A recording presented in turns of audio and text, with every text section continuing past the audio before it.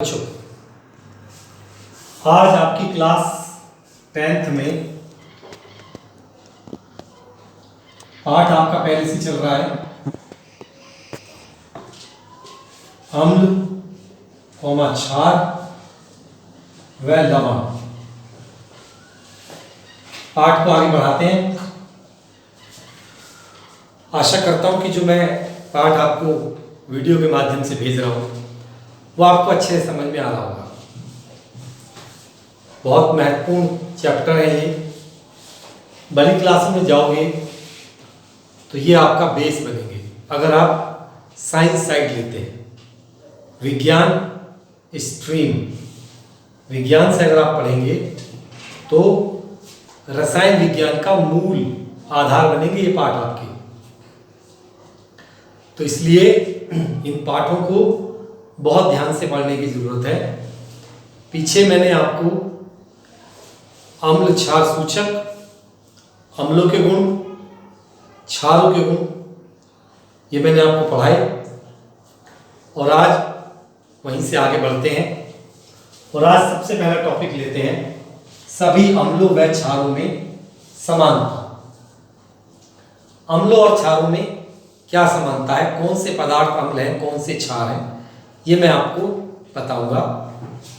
तो सबसे पहले समझ लीजिए, अम्ल की परिभाषा मैंने शायद पहले भी आपको ये बताई होगी कि जो पदार्थ जल में डालने पर H+ आयन देते हैं वे अम्ल होते हैं। जैसे HCl है, इसको मैंने जल में डाला, जल के लिए मैं AQ लिख सकता हूं और इसने H+ दिया तो इसने H+ आयन, हाइड्रोजन आयन दिया है, इसलिए ये अम्ल है।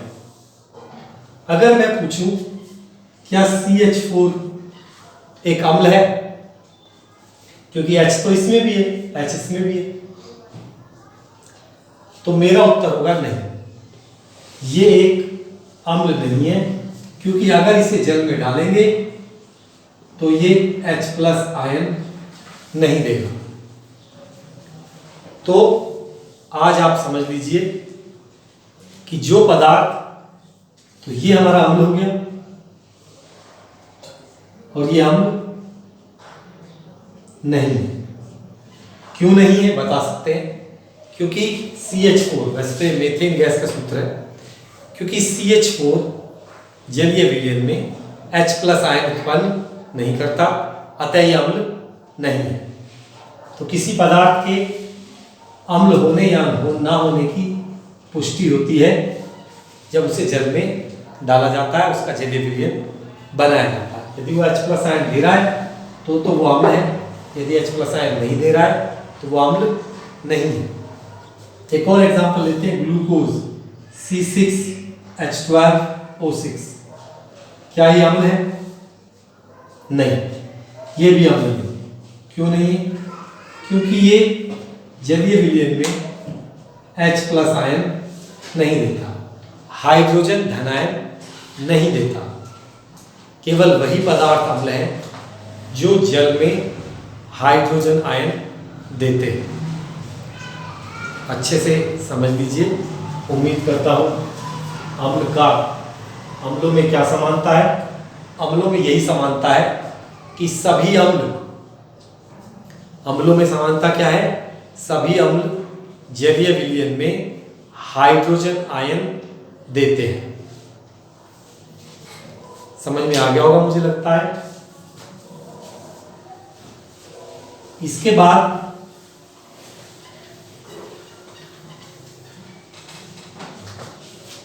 क्षार NaOH, ये भी मैं पिछली क्लास में बता चुका हूं कि अगर ये जलीय विलयन में OH- इसे कहते हैं हाइड्रोक्साइड,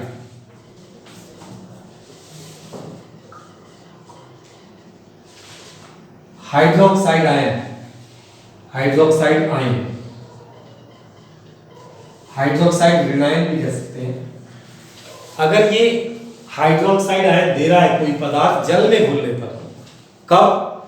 जल में घुलने पर, तब वो क्षार है, अन्यथा वो क्षार नहीं है।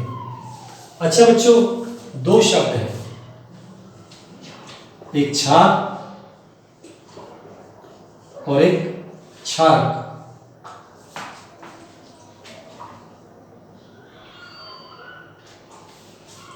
क्षार और क्षारक, क्षार क्या है और क्षारक क्या है?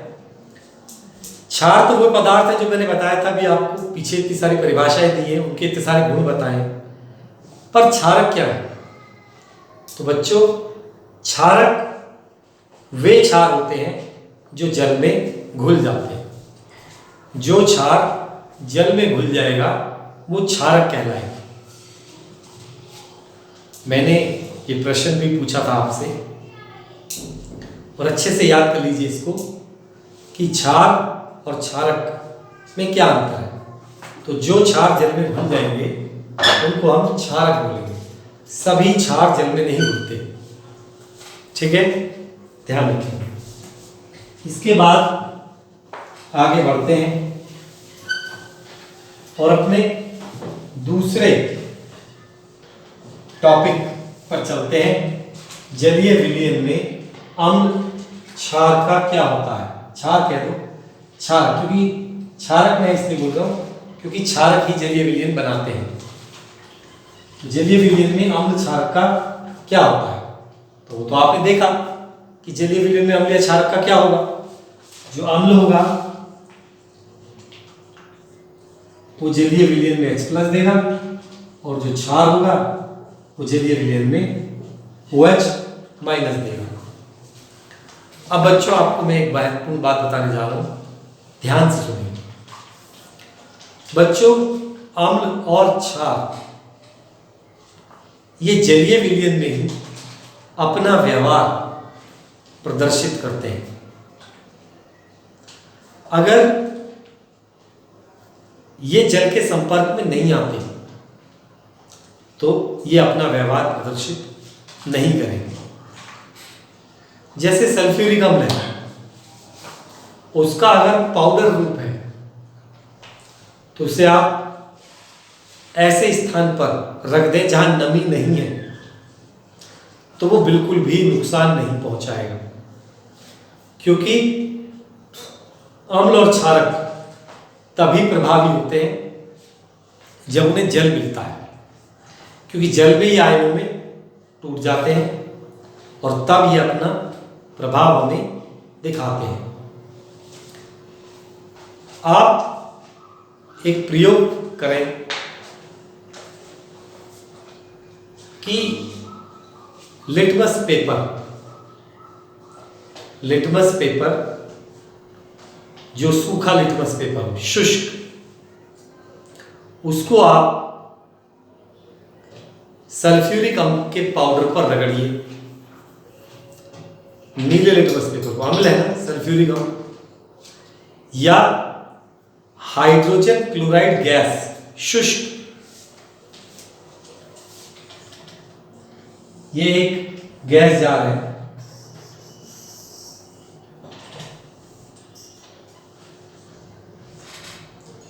इस गैस जार में HCl गैस है, वो भी कैसी है?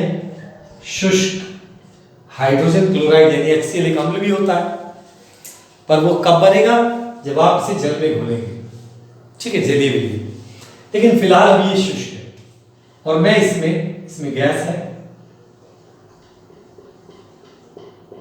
इसमें लिटमस पेपर डालता, नीला लिटमस पेपर, HCl तो एक अम्ल है, तो लिटमस पेपर पर क्या प्रभाव पड़ेगा?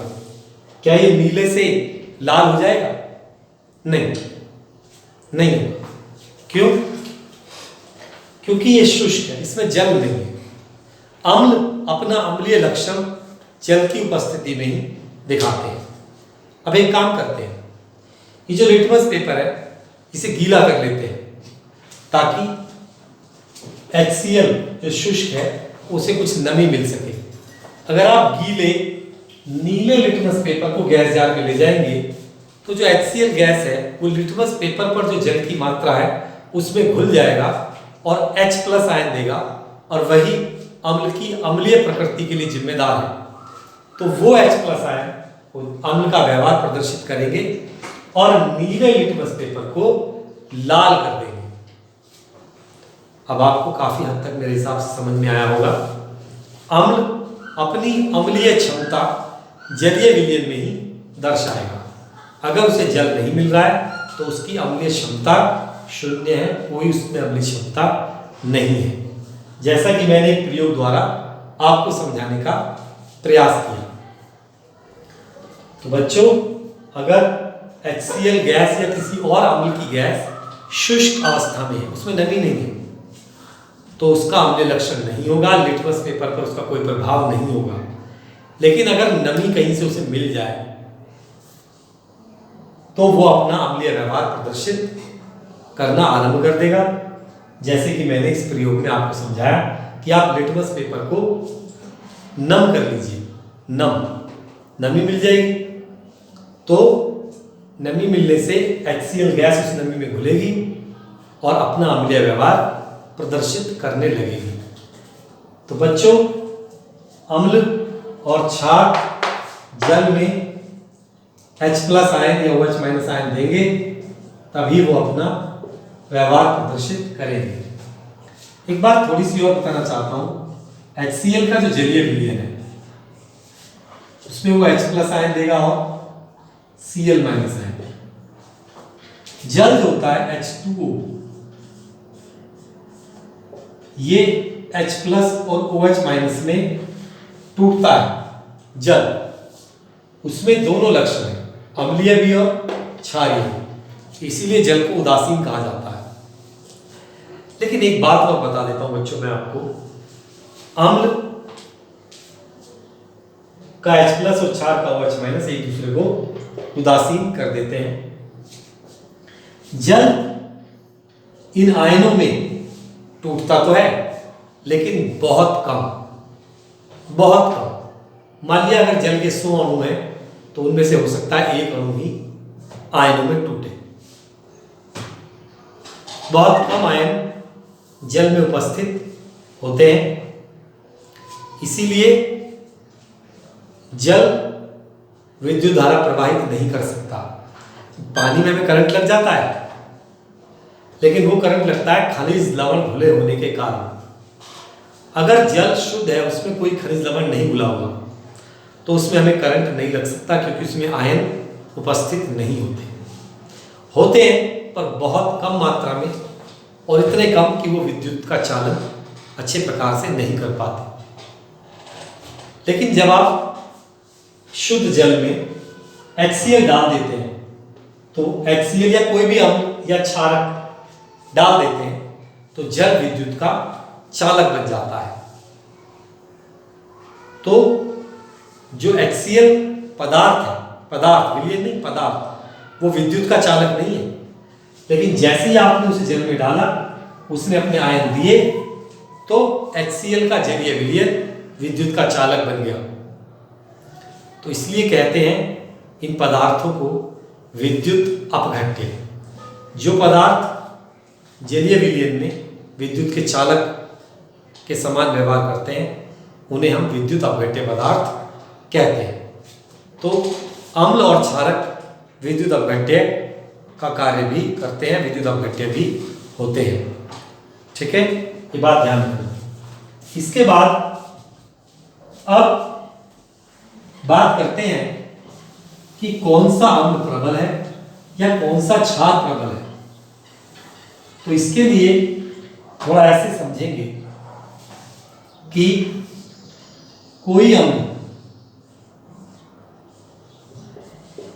जब उसे आपने जल में डाला, जैसे HCl है, ये H2SO4 है, जब इसे हम जल में डालेंगे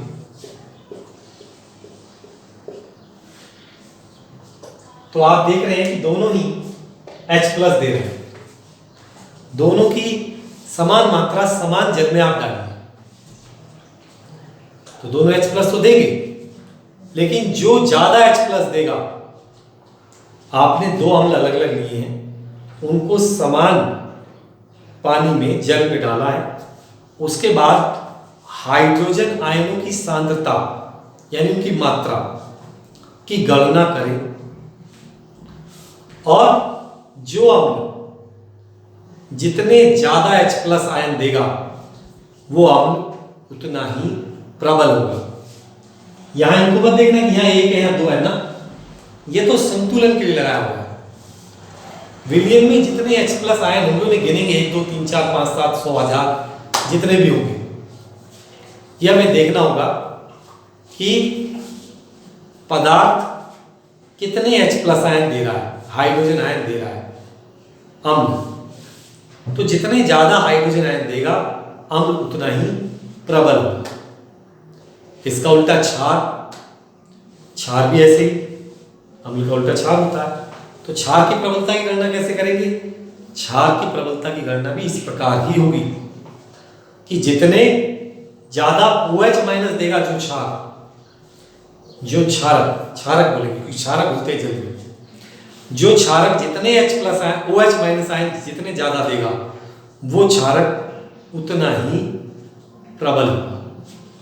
तो अम्ल और क्षार की प्रबलता की गणना उनके जलीय विलयन में उपस्थित H+ आयन या OH- आयन की सांद्रता के आधार पर की जाती है। बहुत इंपॉर्टेंट टॉपिक है, थोड़ा सा कंफ्यूजिंग हो सकता है, लेकिन जब बार बार सुनेंगे, वीडियो बार बार देखेंगे, जो उदाहरण मैं देता हूं उन्हें बार बार देखेंगे तो यह आपकी समझ में आएगा। तो बच्चों इस टॉपिक को बहुत अच्छे से पढ़ने की जरूरत है।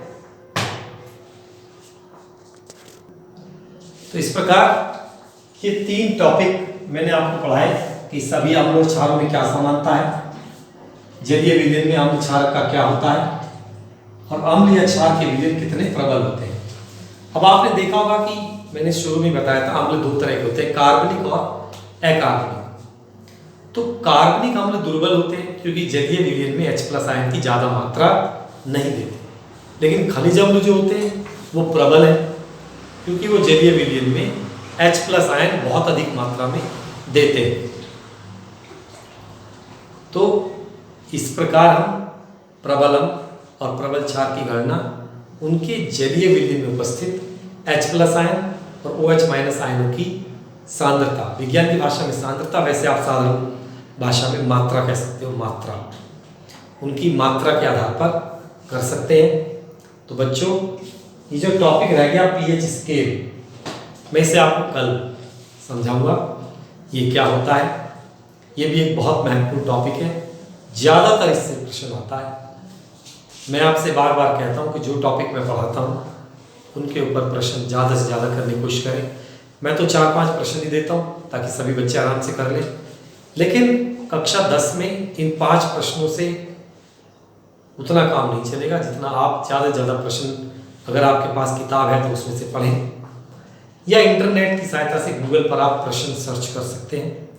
कोई ऐसा प्रश्न है जो मैंने टॉपिक में नहीं समझाया, आपकी समझ में नहीं आया, तो आप मुझसे क्लास में लिखकर या बोलकर पूछ सकते हैं। कुछ बच्चे पूछते भी हैं। और जो सबसे महत्वपूर्ण बात मैं बताने जा रहा हूँ वो ये है कि क्लास में रेगुलर रहें, कभी भी छुट्टी ना करें, क्योंकि अब ऑनलाइन क्लास ही ज़्यादातर चलेगी क्योंकि अभी बहुत समय है स्कूल खुलने में। मुझे ऐसा लगता है स्कूल खुल जाएंगे तो बहुत ही अच्छी बात है, लेकिन जैसा मेरा थोड़ा अनुमान है वो ऐसा लग रहा है कि स्कूल खुलने में अभी काफ़ी समय लगेगा। हो सकता है जुलाई में भी आपकी ऑनलाइन क्लासेस चले, क्योंकि जब तक कोरोना की वैक्सीन नहीं बनेगी तब तक स्कूल का खुलना संभव मुझे लगता है कि है नहीं। तो इसलिए इसकी आदत डालिए, रोज़ समय पर अपने मोबाइल को चार्ज करके कॉपी पेन लेके बैठिए और टॉपिक्स को अच्छे से पढ़िए। तो इन्हीं शब्दों के साथ आज इतना ही। नमस्कार, धन्यवाद।